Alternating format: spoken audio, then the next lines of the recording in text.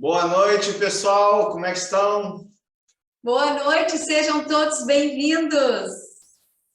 Tem uma moderadora da Sala 57 que chama-se Fernanda e ela me manda diariamente esse link. É um grupo de oração chamado Emanuel, que tem ali brasileiros na Itália, né? E que fazem esse grupo lá da Itália. Então, foi um prazer eu ter participado e ter conhecido o irmão Sérgio. E fiquei, assim, muito admirada com o poder de Deus na vida dele. E neste momento, então, contigo a palavra, que Deus te use para nos abençoar. Seja bem-vindo, Sérgio. Que Deus te abençoe e te use mais uma vez. Irmãos, é uma satisfação imensa poder participar com vocês. Participei do Grupo Emanuel com o pastor João Augusto. Irmãos, hoje nos convidou e nós estávamos com a quinta-feira livre. Falei, não, com prazer. Meu nome é Sérgio, sou aqui de São Paulo, como a irmã já disse, sou ancião aqui da minha igreja, sou adventista de berço e aprendi a orar de madrugada com a minha mamãe. Todas as madrugadas ela estava orando e citava meu nome. Ela orava assim: papai, tive 8 irmãos, hoje somos em 5. Ela dizia assim: papai do céu, cuida de todos, mas do Serginho, que é terrível, cuida dele. Eu não sei por que ela falava isso, eu tinha uns 8 anos de idade. Mas todas as madrugadas eu ouvia minha mãe orar. E todas as madrugadas, às 3h15, eu estou de joelho orando pelas pessoas aqui na minha casa. E a gente vai aprendendo que a oração é o abrir o coração a Deus. Primeiro eu comecei com 3 minutos e fui aumentando, e foi passando-se os dias, e foi numa época bem fria, quando começamos às 4 da madrugada com Deus. Só estou dando só uma pincelada como foi que eu comecei a orar de madrugada. E um dia eu falei para Deus assim, falei: Jesus, eu quero conversar contigo de madrugada. Você pode me acordar? E quando foi exatos 3h15, ele me acordou. E no outro dia, eu pedi para Deus exatos, não foi 13h14, nem 13h16, era 13h15 exato. Então, esse é o horário que eu tenho o costume de orar.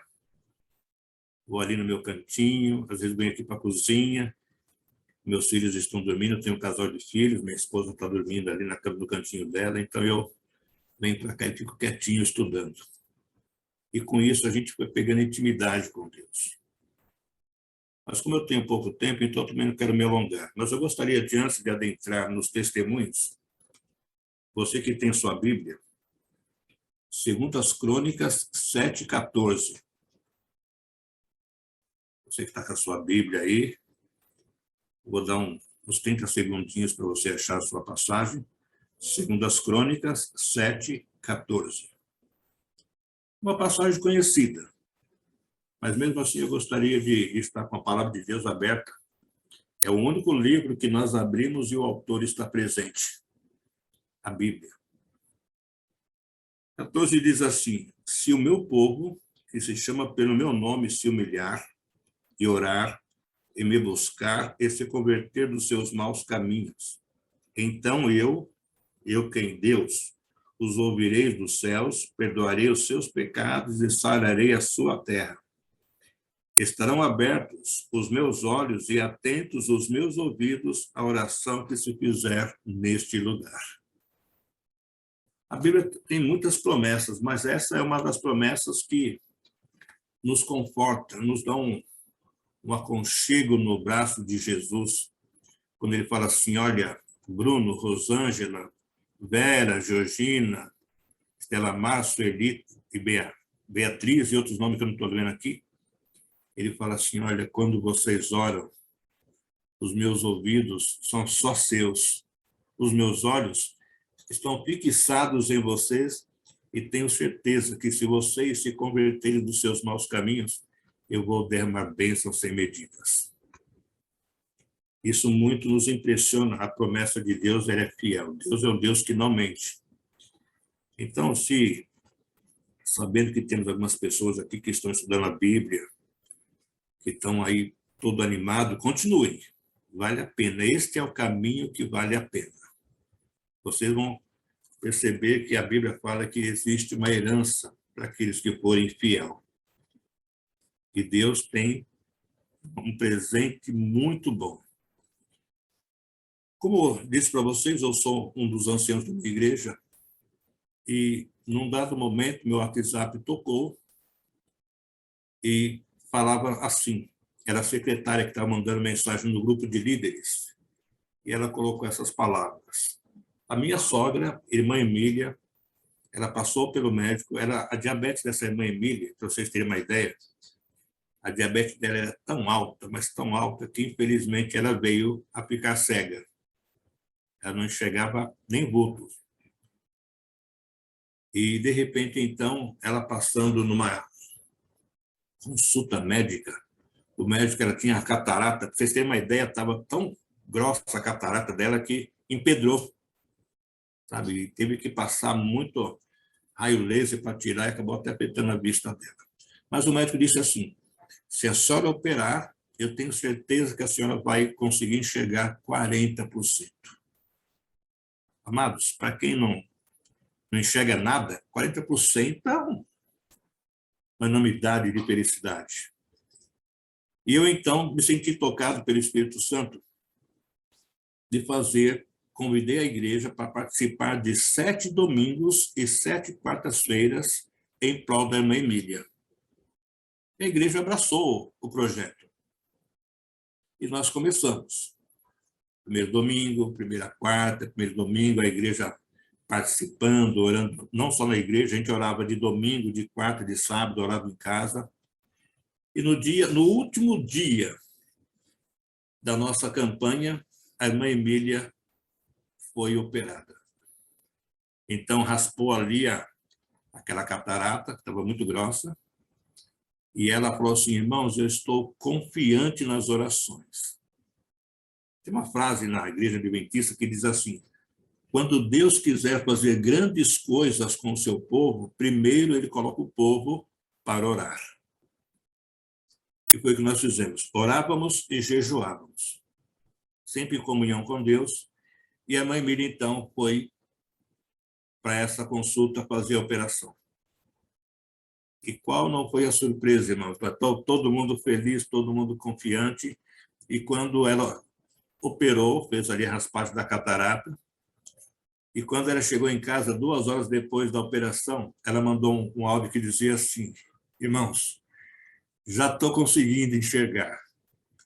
Consigo enxergar o meu quarto, que eu não enxergava a janela do meu quarto, consigo enxergar a sala, vejo a pia da minha cozinha, a minha televisão que eu assistia ao Novo Tempo, nada disso eu via. E quando eu cheguei em casa, já comecei a ver um vulto. Não enxergava nitidamente, mas já conseguia ver um vulto, e isso é uma felicidade muito grande. Irmãos, quando ela deu esse testemunho na igreja, somente Deus seja louvado, nós ficamos numa felicidade muito grande. Ali a gente conheceu uma pálida, vou dizer assim essa palavra, uma pálida noção do que é o poder da oração. A oração tem um poder que nós desconhecemos. E muito mais. O Deus que nós oramos, que nos ouve, que nos atende, que nos assiste, é um Deus que está sempre assim com o seu ouvidinho, querendo ouvir a nossa voz. Dizer assim, Jesus, obrigado pela noite, pelo dia, pela tarde. Agradecer a Deus por tudo. A irmã Emília já tem aproximadamente 1 mês que ela operou. Ela completou 50 anos de casada. E nós fizemos uma cerimônia muito bonita para ela.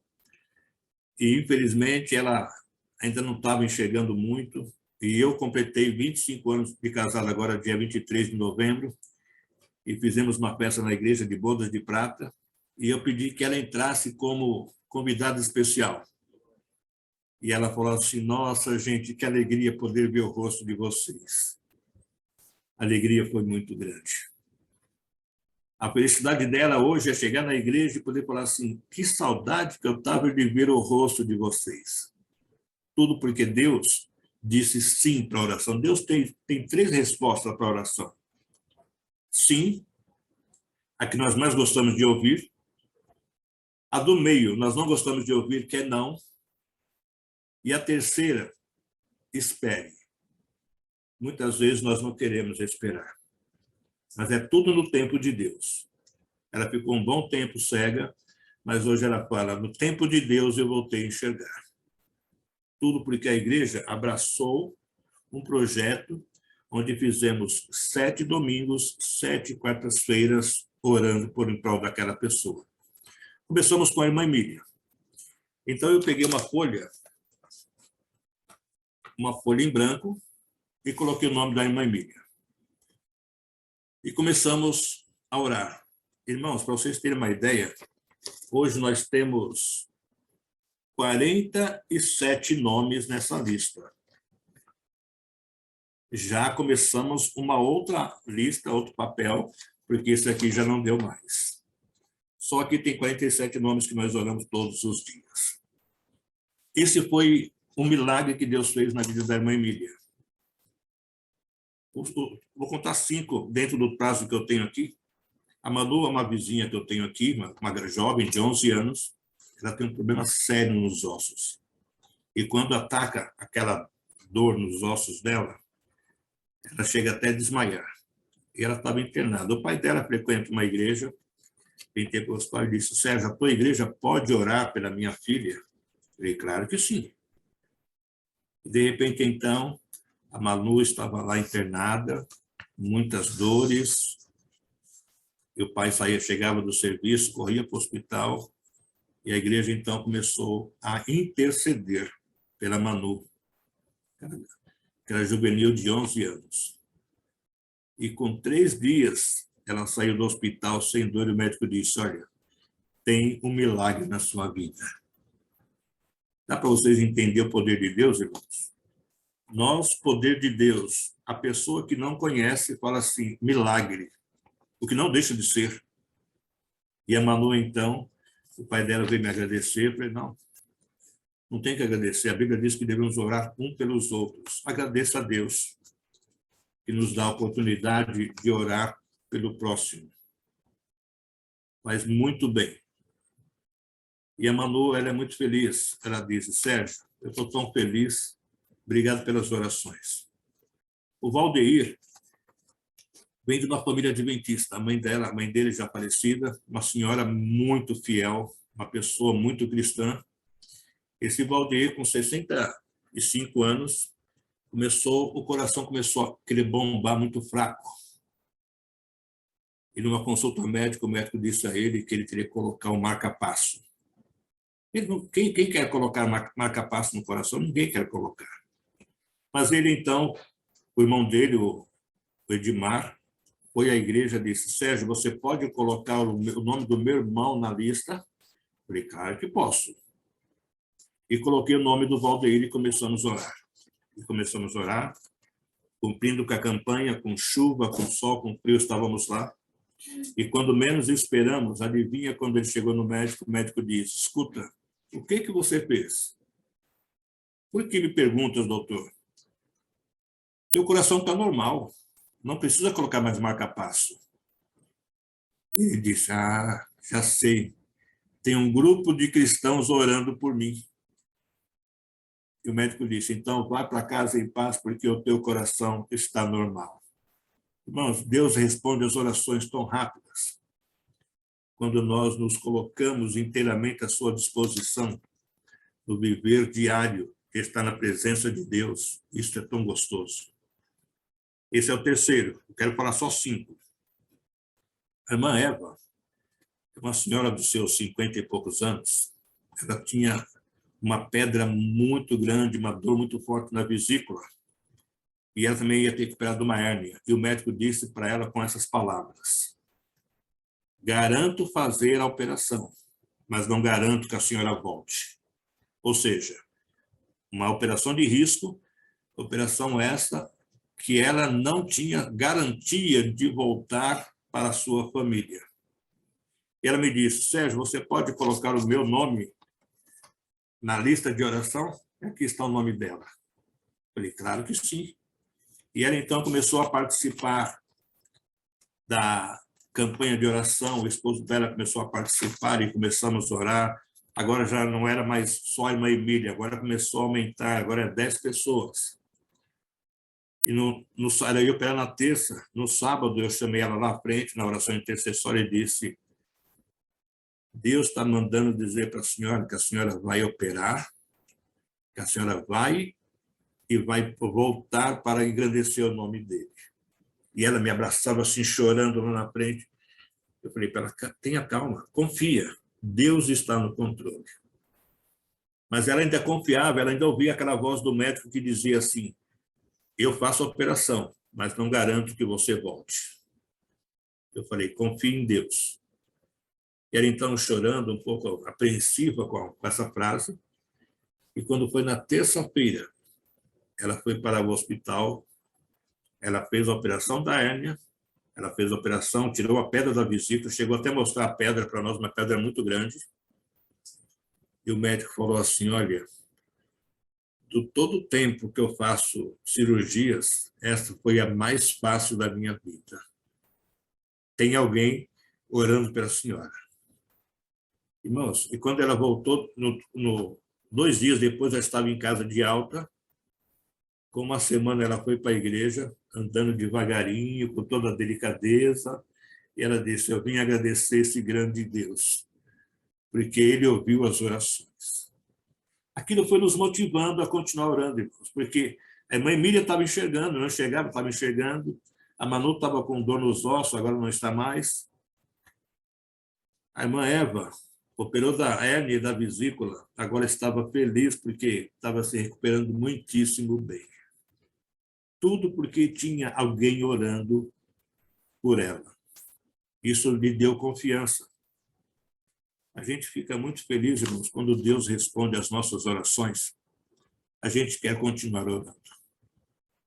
A gente fica numa felicidade tão grande saber que não somos merecedores, mas quando escolhemos estar do lado de Deus e fazer a vontade dele, como lemos em 2 Crônicas 7:14, se eu, Sérgio, me desviar do meu caminho, do meu mau caminho, então Deus está disposto a me ajudar. E eu fico muito agradecido a Deus, porque Deus, na sua infinita bondade e misericórdia, ele tem ouvido as orações. E o último caso, tínhamos um amigo, o nome de Livingston. Livingston, ele é ancião aqui da igreja do José Bonifácio, Zona Leste, aqui de São Paulo. Ele estava internado e junto com ele tinha um rapaz chamado Bruno de Oliveira Carvalho. Ele disse assim para o Livingston, Livingston, o povo da tua igreja também ora por quem não é da igreja? Claro que sim. Então, Livingston começou então a espalhar pelo WhatsApp para que as pessoas orassem por ela, e até que chegou na nossa listinha o nome do Bruno. O Bruno estava com as plaquetas dele muitíssimo baixas. O normal das nossas plaquetas, amados, é 145 mil. Ele estava com 2 mil. Então, estava além da imaginação médica que ele não tinha condições de sobreviver. Desculpe. E ele, então, pediu oração. Chegou, então, no nosso conhecimento no sábado, oramos no sábado, oramos no domingo, e quando íamos orar, a terceiro dia, que seria na quarta-feira, na terça-feira ele teve alta. De 2 mil, pulou para 17 mil plaquetas. Irmãos, o médico disse assim para ele, olha, vocês não sabem a minha felicidade em saber que Deus faz milagres. De 2 mil para 17 mil. Irmãos, eu não perdi uma. Na chuva, no sol, eu estava lá, a igreja estava em peso. Chegava sempre cedo lá para dar uma organizada. E a igreja falava assim, escuta, eu tenho um vizinho, posso colocar o nome? Temos o nome do Heraldo. Ederaldo. Ele entrou agora à tarde na sala de cirurgia para operar de um câncer. Também ainda não teve resultado da cirurgia dele, a esposa dele não me ligou ainda. Vou até dar uma olhadinha rápida aqui, se vocês me permitem. Olha, ela mandou um áudio aqui. Posso ouvir o áudio para passar para vocês? Coisa de 30 segundos. Sim, já falei com o médico. Ele vai ficar uns dias na UTI por precaução, porque a cirurgia foi muito longa. Ele precisou tirar todo o estômago. mas o médico falou que foi uma cirurgia curativa. Então, graças a Deus, não ficou nenhum vestígio e ele olhou os órgãos dele e não tem nenhum órgão. Era somente no estômago e ele precisou tirar tudo mesmo. Tá bom? Fiquem com Deus. Uma boa noite. Ela está dizendo que a operação foi um sucesso, em nome de Jesus. Falou que precisou tirar o estômago, mas não ficou resíduo de câncer nele. Vai ficar internado por uns dias por precaução, mas ela está feliz porque Deus atendeu as orações. Mais um milagre na vida das pessoas. E eu fico feliz, chega até a me arrepiar de saber que Deus ouve as orações. Então, você que está chegando, você que está estudando a Bíblia, você que é um estudante da palavra de Deus, você que é um fiel servo ou serva de Deus, acredite, a oração tem poder. João 14, 13, 14 diz que qualquer coisa que você pedir em nome de Jesus, esse nome tem poder. E é nesse nome que eu acredito. É nesse nome que eu, todas as vezes, eu peço, Deus, Jesus, o teu nome tem poder. Eu vi na camiseta de vocês o pequeno grupo, né, Amigos de Jesus, é isso? Olha, não tinha frase melhor, viu? Fantástico esse título, viu? Se puder, até um dia, quero ter uma camiseta dessa. Eu troquei rapidinho e coloquei aqui, quebrando o silêncio, porque eu não tenho amigos de Jesus, tá bom? Mas quero dizer a vocês que foi uma satisfação imensa poder participar desse momento com vocês, engrandecendo somente o nome de Deus. Amém. E que o nome dele seja exaltado sempre. E você pode ter qualquer problema, confie em Deus, ore, e Deus vai te dar a solução para todos eles. Que Deus abençoe a todos. Nesse momento, pastor, nós queremos chamar o pastor Lucas, de Santa Catarina, que está trabalhando atualmente, né, querida? Em Santa Catarina. Muito obrigado pelo convite também. Eu quero dizer que esses momentos de pequeno grupo de oração, eles são muito edificantes e importantes, né?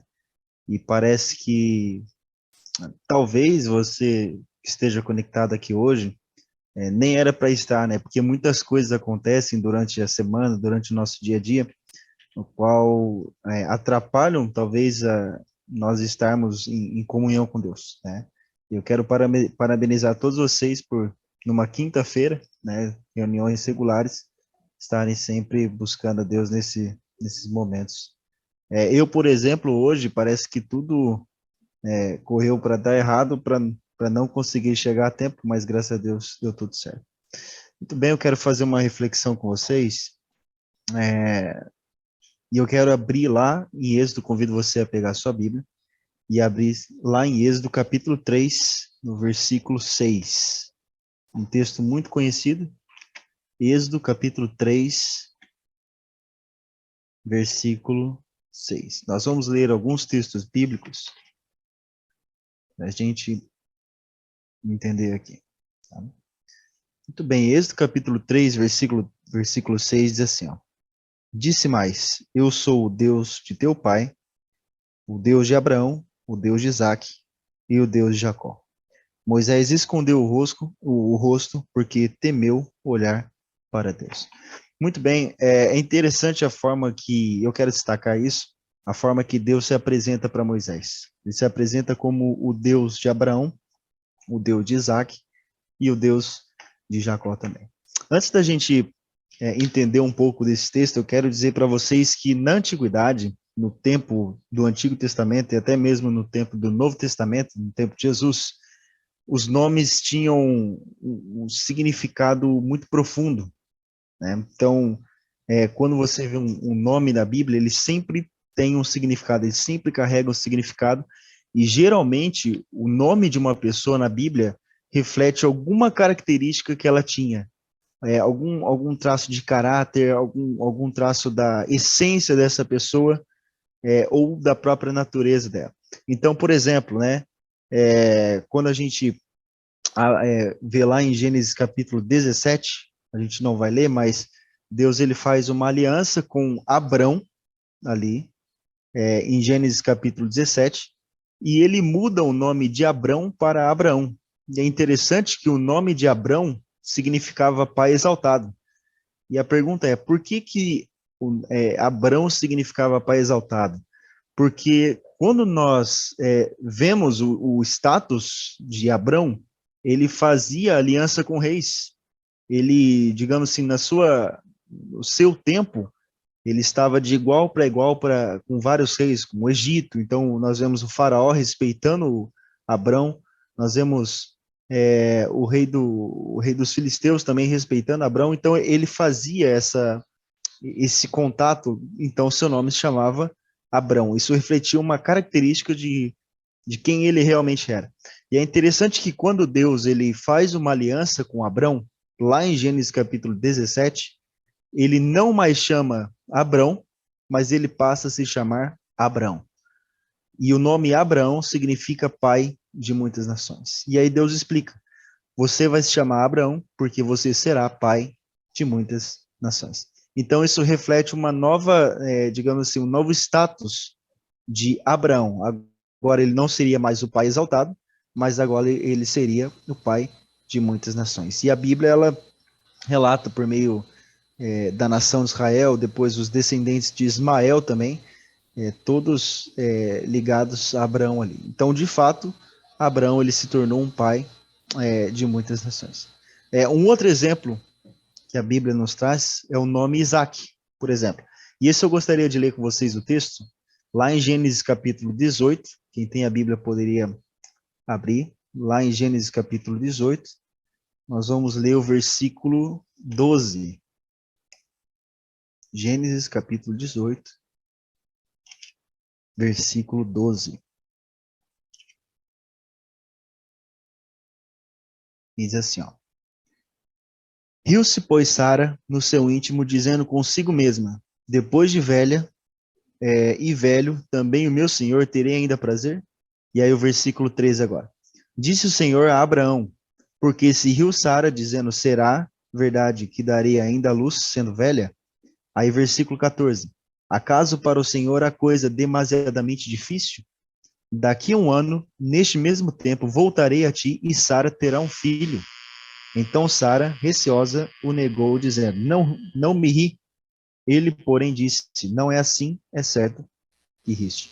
O contexto aqui é quando Deus ele aparece para Abraão e Sara, e Deus ele também promete, na verdade ele reforça a promessa de que Abraão seria pai de muitas nações e de que ele teria um filho por meio de Sara na sua velhice.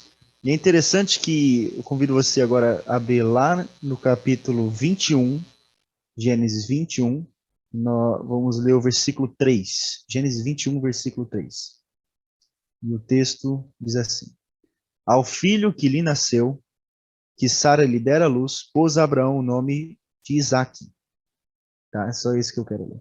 É interessante o seguinte, o nome Isaque significa ele riu, ou ele sorriu, que é uma referência ao riso de Sara quando Deus disse de que por meio dela viria o descendente. Então, o nome de Isaac reflete uma realidade de quem ele era. Não uma realidade de quem ele era, mas algum evento que aconteceu ali, e aí então ele passa a se chamar Isaac. Então, os nomes na Bíblia, eles têm um significado profundo, né? E eu quero tratar com vocês aqui alguns personagens a mais, que eles refletem essa realidade também. Bom, mas o que isso tem a ver com o texto que a gente leu? Quando Deus ele aparece para Moisés, ele diz assim, eu sou o Deus de Abraão, o Deus de Isaac e o Deus de Jacó. Muito bem, a gente viu um pouquinho sobre Abraão. Então, Abraão, ele é mudado o nome dele, de Abrão ele passa para Abraão, e a Bíblia apresenta Abraão como o pai da fé. Eu gostaria de ler com vocês mais um texto que se encontra lá em Hebreus, capítulo 11, versículo 17. Então, vamos lá, abrir lá no Novo Testamento agora, em Hebreus, capítulo 11, um capítulo muito conhecido, é conhecido como a Galeria dos Heróis da Fé. Hebreus, capítulo 11, versículo 17. E o texto, ele diz assim, pela fé, Abraão, quando posto à prova, ofereceu Isaque, estava mesmo para sacrificar o seu unigênito, aquele que acolheu alegremente as promessas. Muito bem, depois o texto continua e diz que Abraão, ele ofereceu Isaque, e ele usa essa expressão, ofereceu, como se fosse uma ação completa que Abraão tivesse feito. Ele ofereceu Isaque porque ele acreditava que Deus era suficientemente poderoso para trazer Isaque de volta à vida. E é interessante o seguinte, Deus ele não pede simplesmente para Abraão sacrificar seu filho, mas ele pede que Abraão sacrifique seu filho e ofereça como um holocausto. E como que funcionava o holocausto na Bíblia?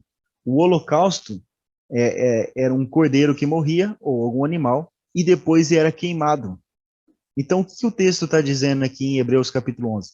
Está dizendo que Abraão ele tinha tanta fé que ele acreditava que Deus era suficientemente poderoso para trazer Isaque de volta das cinzas. Então, isso demonstra que Abraão ele era alguém que tinha muita fé, e tanto que ele é respeitado, né, e ele é tido como uma referência nas religiões monoteístas atuais. Então, o cristianismo, por exemplo, o judaísmo e até mesmo o islamismo, eles tentam conciliar, de alguma forma, Abraão. E Isaque, né? Então, a gente viu lá que, no texto de Êxodo, que Deus ele se apresenta para Moisés. Eu sou o Deus de Abraão, de Isaque e de Jacó. Então, Abraão, ele era um indivíduo muito conhecido justamente por aquilo que ele, pela fé que ele havia exercido. Isaque, né? Se nós analisarmos Isaque, né, a Bíblia ela não dá tantos detalhes da vida de Isaque como de Abraão, só que quando Deus pediu para Abraão sacrificar Isaque ele tinha aproximadamente 20 anos de idade, tá? E Ellen White, ela comenta para nós o seguinte, né? Que Isaque, ele não se contrapôs quando o pai disse que iria sacrificá-lo. Muito pelo contrário, ele se submeteu.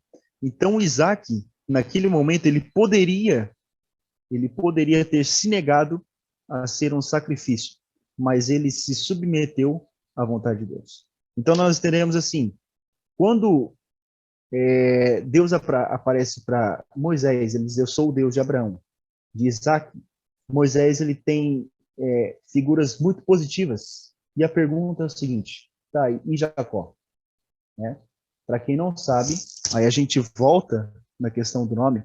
O nome Jacó significa o enganador. Eu comecei dizendo o seguinte, que os nomes na Bíblia, eles estão ligados ao caráter ou alguma característica da pessoa. Então, Jacó, digamos assim, né, ele se chamava o enganador. Então, imagina alguém se chamando, que se chama o enganador hoje. Então, era essa imagem, né? Então, que tipo de pessoa deveria ser Jacó? A Bíblia, ela apresenta claramente, Jacó, ele enganou o pai, ele enganou o irmão, ele enganou o sogro ou o tio. Então, ele tinha essa característica, ele não tinha algo bom para oferecer. Era Jacó, ele era conhecido como o enganador. E a pergunta é a seguinte, por que Deus ele cita Jacó aqui? Por que Deus ele não cita Israel? Porque quando nós vamos lá para Gênesis capítulo 32, né, onde Jacó ele tem uma luta com Deus, onde ele quer ser melhor, Deus ele muda o nome dele. E eu quero ler com vocês esse texto, se encontra lá em Gênesis capítulo 32, versículo 27 e o versículo 28. Então, quem tem a Bíblia, pode acompanhar conosco lá em Gênesis capítulo 32, versículo 27 e o versículo 28.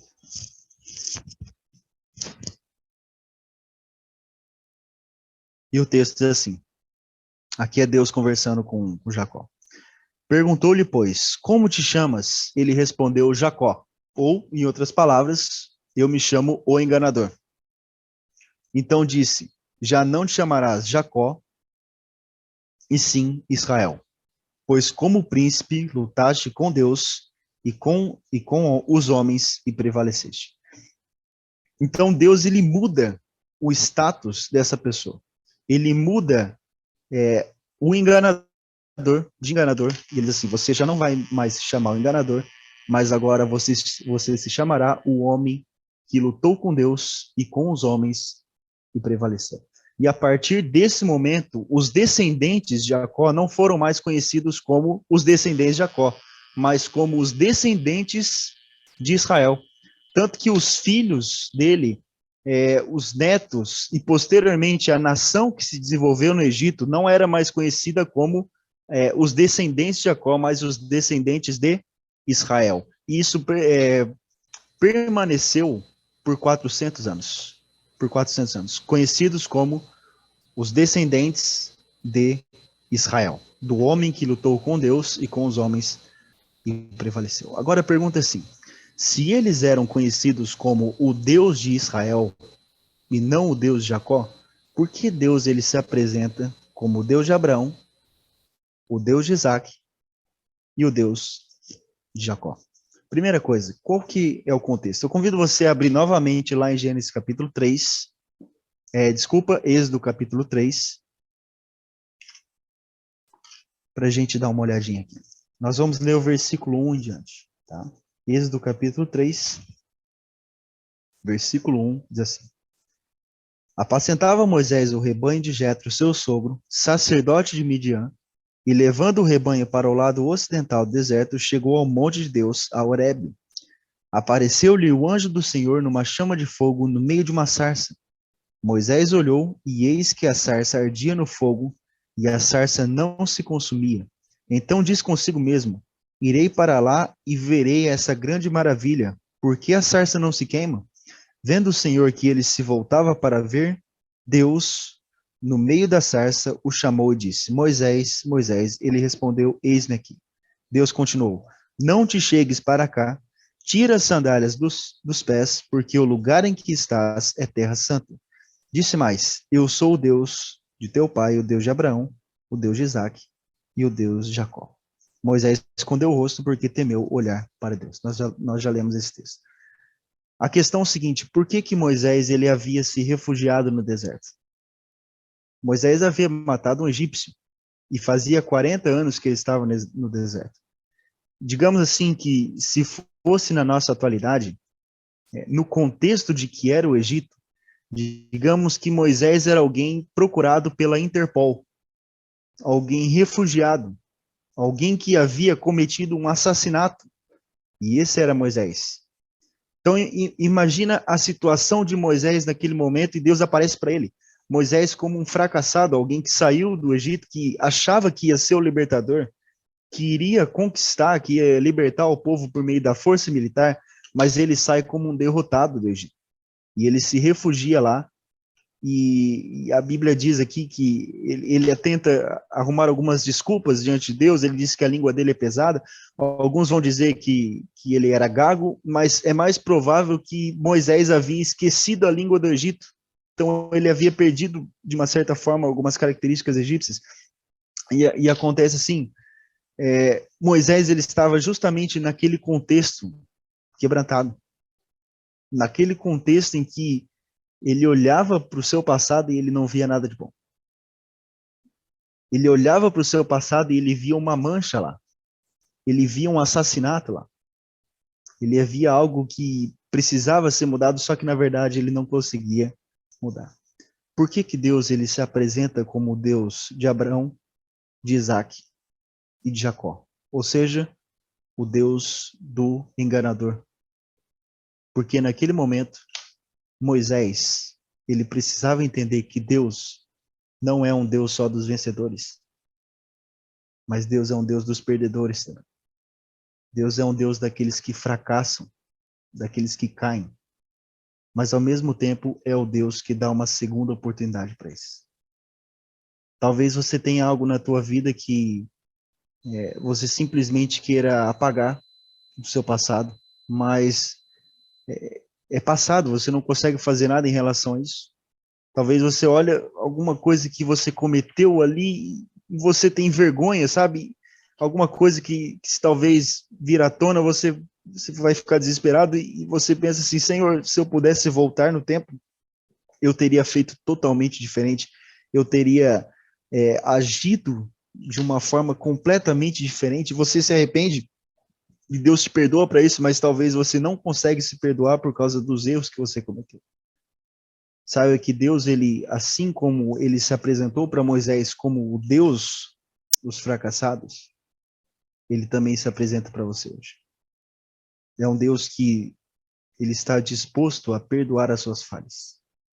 Está disposto a agir naquilo que é o seu fracasso. E é na nossa fraqueza em que a força de Deus ela se manifesta cada vez mais. É na nossa fraqueza. Eu quero ler o último texto com vocês aqui, Judas, capítulo 9. Na verdade, Judas, versículo 9, que não tem capítulo, né? É só um capítulo. Penúltimo livro da Bíblia, atrás de Apocalipse, Judas, versículo 9. Diz assim: Contudo, o arcanjo Miguel, quando contendia com o diabo e disputava a respeito do corpo de Moisés, não se atreveu a proferir juízo inframatório contra ele. Pelo contrário, disse: o Senhor te repreenda. E é bem interessante a descrição que o livro Patriarcas e Profetas traz sobre isso. Diz que quando o arcanjo Miguel, e o arcanjo Miguel aqui seria Jesus, ele se aproximou de onde Moisés estava, Satanás ele olhou para o arcanjo Miguel e disse assim: não era para você estar aqui. Ele é meu porque ele errou. E interessante que o arcanjo Miguel ele não contende, mas ele simplesmente diz: o Senhor te repreenda, né? Interessante que nesse momento Moisés ele foi ressuscitado. Depois nós vemos lá em Mateus, aparece Moisés consolando o próprio Jesus naquele momento que ele precisava. Então, o Deus dos fracassados é aquele que dá uma segunda oportunidade. É aquele que não olha o seu erro, simplesmente, mas é aquele que olha para você com um olhar de perdão, um olhar de salvação. Então, que Deus o abençoe. Eu gostaria de deixar essa mensagem com você. Eu gostaria de fazer uma oração com você nesse momento. Pode ser? Pode ser. Então, vamos lá. Querido Deus, obrigado por tudo. Obrigado por mais esse ano que está terminando. Nós temos a certeza que até aqui o Senhor nos guiou, que até aqui o Senhor tem nos protegido também. Temos muitas falhas, muitos pecados, coisas que talvez nós gostaríamos de apagar da nossa existência, mas que infelizmente nós não conseguimos. Mas nós temos a certeza que o Senhor é um Deus das segundas oportunidades, um Deus que age em nossa fraqueza, e nós queremos nos submeter ao Senhor para que venhamos a ser pessoas à imagem e semelhança de Cristo. E é nos méritos dele que nós oramos. Amém.